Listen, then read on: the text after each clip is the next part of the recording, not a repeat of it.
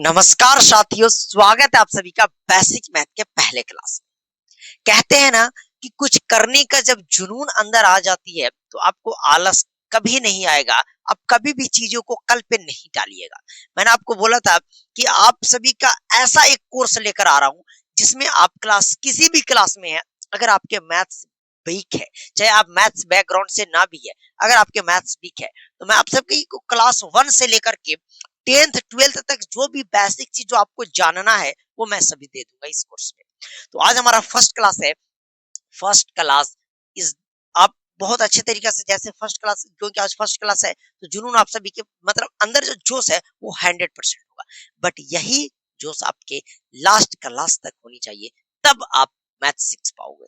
Okay, math सीखने का कोई शॉर्टकट तरीका नहीं है, चीजों को प्रैक्टिस करना है और मैथ्स में आप टीचर बन जाओगे। तो मेरे साथियों, आज डे 1 है तो क्या पढ़ाया जाए आज? तो देखिए, मैंने आपको बोला था कि सबसे पहले हम ये पढ़ते हैं। मैं आप सभी को 2-3 होमवर्क देता हूँ। आप सभी, मैं बोला हूँ कि जो कहूंगा वो करना पड़ेगा। तो फर्स्ट ऑफ ऑल आपको गिनती यानी कि टेबल है नहीं आती है, गिनती टेबल नहीं, मैं पहले मैं गिनती बोल रहा हूँ भाई, काउंटिंग काउंटिंग गिनती, जैसे 1 2 3 4 पूरे 100 तक नहीं आती है। तो प्लीज सबसे पहले आप वीडियो पॉज कीजिए अभी और 100 तक गिनती लिख लीजिए। देखिए, ये गिनती उनके लिए है कि जैसे कोई क्लास 2 में है, तो अगर मान लीजिए उन्हें गिनती नहीं आती है तो वो पहले गिनती लिख लेंगे। तो आपको गिनती 100 तक आनी चाहिए मेरे हिसाब से। मेरे जो ऑडियंस देख रहे हैं उनमें 90% को गिनती आती है, ना भी नहीं 99% को आता होगा। अब उसके बाद एक चीज हम चलते हैं जो है टेबल, जिसको हम लोग पहाड़ा बोलते हैं। टेबल आपको कम से कम 25 तक याद होना चाहिए, नहीं तो 20 तक तो याद होना ही चाहिए एकदम। हर हाल में जो ज्यादा एकदम इंटेलिजेंट होना चाहते हैं, देखिए मैं डबल ऑप्शन हमेशा दूंगा। अगर आप पूरे एकदम हेवी होना चाहते हैं मैथ्स में तो 25, अगर आप कहते हैं कि मैं कम चलाऊंगा तो 20। ओके, मैं हमेशा दो ऑप्शन दूंगा, आपको कंफ्यूज करूंगा, आपको किस पे चलना है।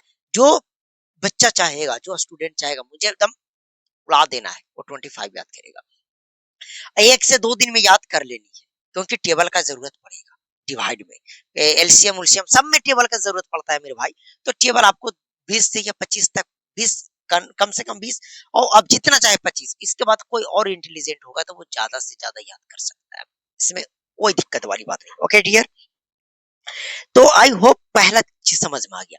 अब हम समझते हैं साथियों कि चलिए इसको इरेज करते हैं। सबसे पहले मैं आपको बताता हूं कि आप बता सकते हैं कि मैथ्स में कितने डिजिट होते हैं। डिजिट मतलब अंक। देखिए, ये क्लास मैं ऐसे कंबाइन करूंगा कि आप चाहे सीबीएसई बोर्ड से हैं चाहे बिहार बोर्ड से हैं तो दोनों आप पढ़ सकते हैं। अगर आप बिहार बोर्ड से हैं तो आप ज्यादातर कीजिएगा कि आप थोड़ा चीजों को इंग्लिश में भी चीजों को नोट कीजिएगा। ब्लर हो जा रहा है ना, मुझे दिख रहा है यार, कभी ब्लर हो जाए कोई बात नहीं, होती है कभी कभी ब्लर। तो आप, मैं बोल रहा हूँ कि आप इंग्लिश में भी चीजों को नोट कीजिएगा, जिससे आपका वर्ड मीनिंग पे पकड़ होगी और आगे चलकर आपको दिक्कत नहीं होगा। ठीक है, तो जितना आएगा मुझे, मैं इंग्लिश में भी जितना, क्या मैं इंग्लिश में ज्यादा, इंग्लिश और हिंदी ज्यादातर तो हिंदी में बताऊंगा, बट उसका इंग्लिश मीनिंग भी मैं लिखते हुए चलूंगा। जैसे फर्स्ट ऑफ ऑल मैं बोलूँ आपको, ये डिजिट क्या होती है।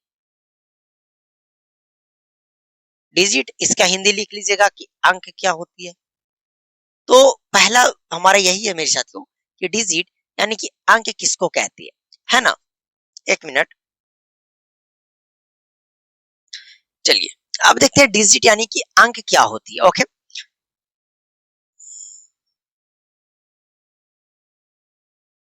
एक मिनट साथियों। ओके, आगे मिरर लगा दिया हूं, उसमें पता चलता है कि कहाँ पे मैं लिख सकता हूँ और कहाँ पे आपको ब्लर दिखती है। तो ये हेल्प होती है जब आप अकेले रहिएगा, वीडियोस बनाइएगा, तो आप हमारी दर्द को समझ सकते हैं। ओके, तो अंक यानी कि डिजिट क्या होती है। तो जैसे एबीसीडी में बोलूं, अगर इंग्लिश की बात किया जाए तो मैं बोलूं मेरे साथियों, बताओ अल्फाबेट कितने होते हैं। सब बोलोगे अल्फाबेट 26 होते हैं। उसी तरीके से मैथ में जो डिजिट होते हैं वो आपके 10 डिजिट होते हैं।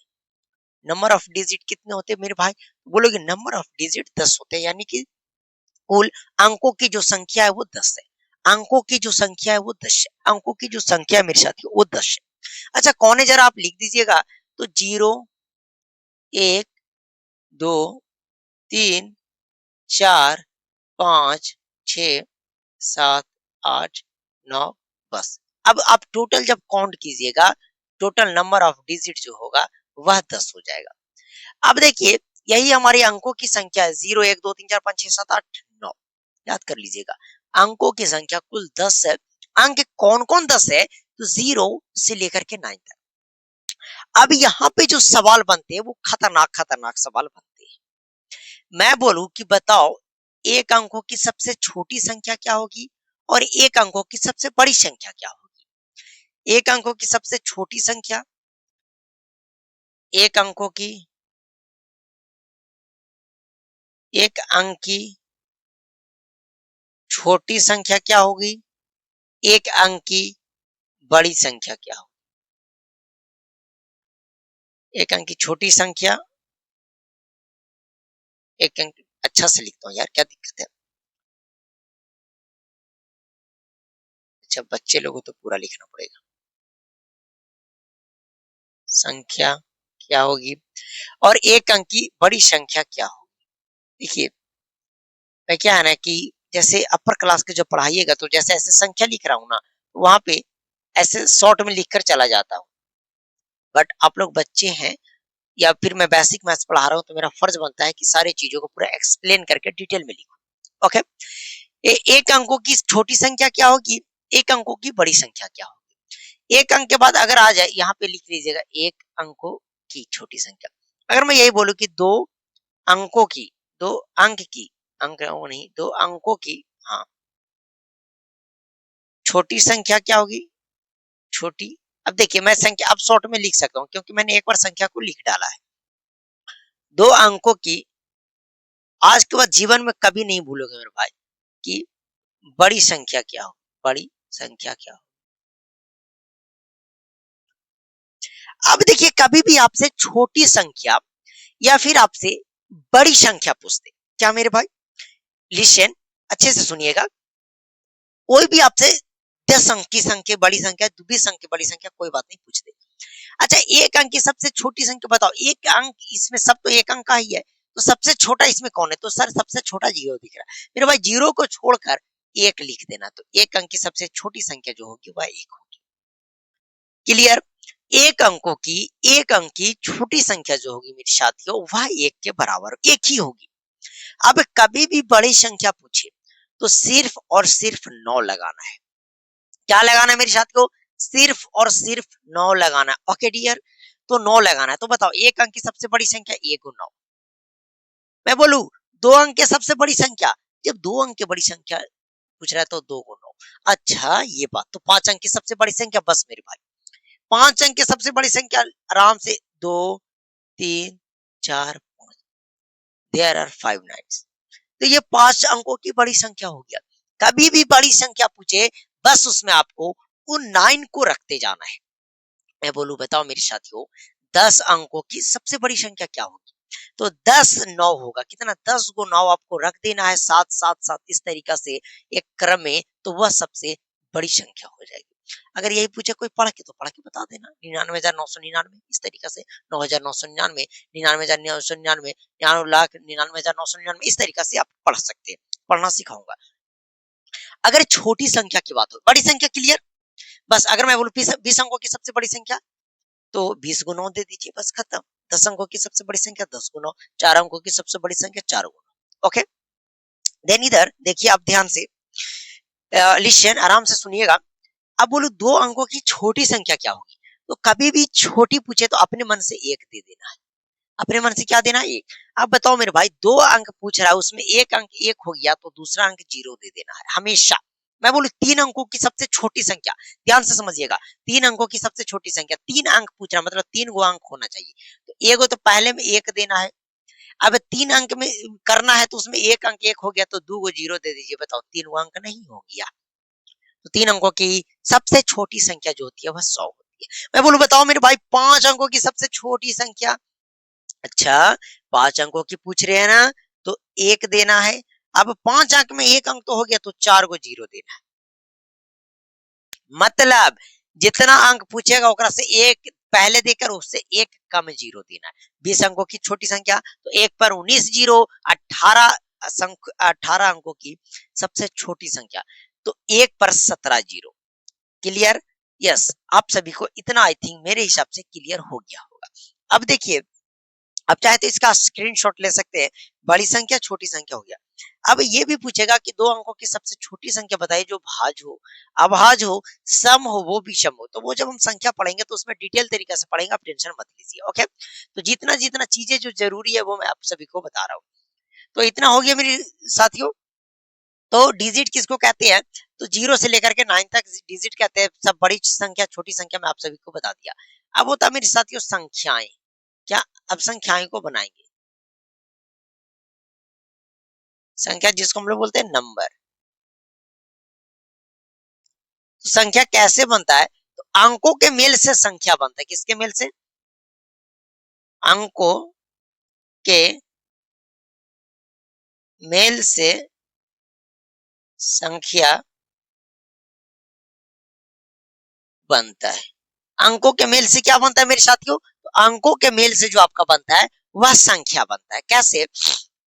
ध्यान से समझिएगा। जैसे मैं अंकों के मेल से बना रहा हूं, एग्जाम्पल के तौर पे मैं आपसे लूं कि मैं इसमें से कोई भी एक अंक ले रहा हूं, जैसे 6। तो ये तो अभी एक है, एक अंक है। लेकिन कोई और मैं ले लूं, जैसे मेरा मन किया 4। अब ये जो अंकों के मेल, एक से ज्यादा जब अंक आते हैं तब जो बनता है उसे हम लोग नंबर्स बोलते हैं, नंबर बोलते हैं, संख्या बोलते हैं। क्लियर? अगर और आगे बात करें, मैं बोलूं 7 2 3, 7 2 3। अब इसमें देख रहे हैं कि एक नंबर जो आया वो आपका डिजिट जो आया वो 7 आया, एक डिजिट जो आया वो आपका 2 आया, और एक डिजिट जो आया वो आपका 3 आया। अब ये सब मिलकर जो बनाया वो 723 बनाया, और ये जो पूरा ग्रुप बना इसे ही हम लोग नंबर बोलते हैं, यानी कि संख्या बोलते हैं। नंबर का शॉर्ट फॉर्म एन आप लिख सकते हैं। तो आई थिंक इतना आपको क्लियर हो गया कि अंकों के मेल से संख्याएं बनती है, अंकों के मेल से संख्या बनती है। हमेशा इस बात को ध्यान रखना है कि जब भी एक कोई सिंगल आए, सिंगल डिजिट आए तो उसे डिजिट बोलेंगे। जैसे सिंगल या अकेले आ जाए तो इसे हम लोग डिजिट बोलेंगे। लेकिन जैसे इसके पीछे या आगे कहीं पे एक और डिजिट आ जाए तो आप इसे संख्या बोल सकते हैं। यहाँ पे मैं कह दूं तो 7 और 0 मिलकर के 70 बना दिया, तो यह एक संख्या है। आई होप आपको यहाँ समझ में आ गया। अब हम लोग face value and place value सीखेंगे, यानी कि जातीय मान और स्थानीय मान सीखेंगे। उसके बाद आज की इस क्लास को एंड करेंगे। तो देखिए, जातीय मान क्या होता है, स्थानीय मान क्या होता है, तो पहले ध्यान से समझ लीजिएगा। उसके बाद हम जातीय मान और स्थानीय मान लिखना सीखेंगे, और एक्सटेंडेड फॉर्म यानी कि किसी भी संख्या का विस्तारित रूप भी लिखना सीखेंगे। तो देखिए, जातीय मान यानी कि फेस वैल्यू। क्या? जातीय मान। एक होता है स्थानीय मान। स्थानीय मान यानी कि जिसे हम लोग बोलेंगे प्लेस वैल्यू, और जातीय मान को बोलेंगे हम लोग फेस वैल्यू। क्या होता है, ध्यान से समझिएगा। देखिए, जैसे मैं आपको बोलूं कि 846 इस तरीके से, अब मैं बोलूं कि बताओ मेरे भाई, 8 इसमें 846 में 8 का फेस वैल्यू क्या है, यानी कि जातीय मान क्या है। तो जातीय मान मतलब जिस भी संख्या का जातीय मान पूछेगा वो वही संख्या होगा, मतलब कि उसके तरह दूसरा संख्या तो कोई नहीं है।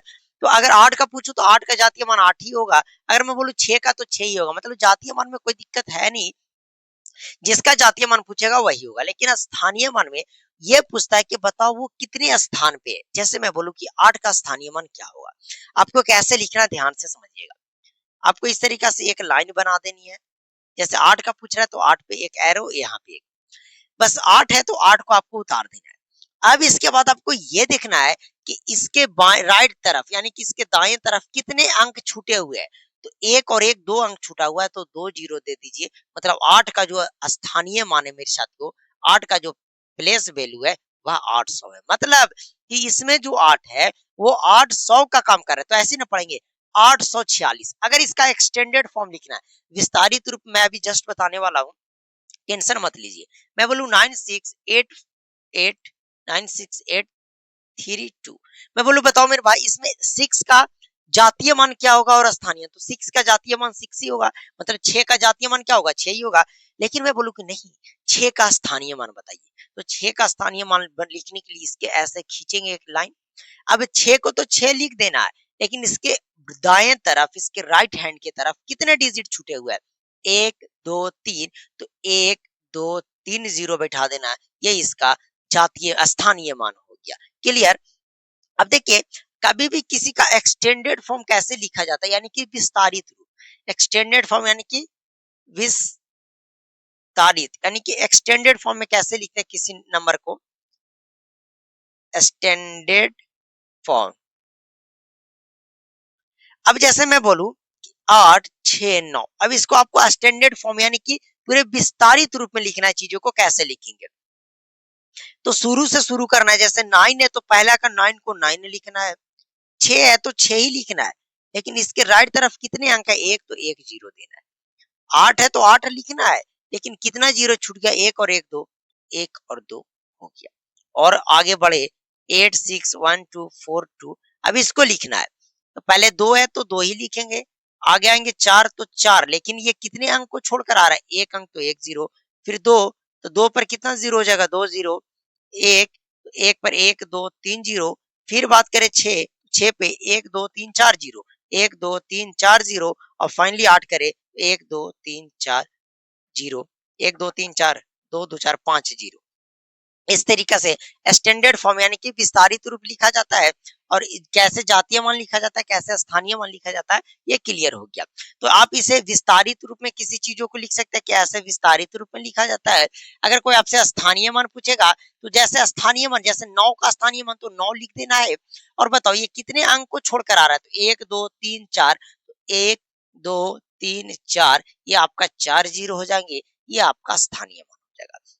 आई होप आपको आज का ये फर्स्ट क्लास बेसिक मैथ का क्लास पूरे बेहतरीन तरीका से समझ में आया होगा। तो चलिए मिलते हैं आप सभी से बेसिक मैथ के सेकेंड क्लास में। ओके।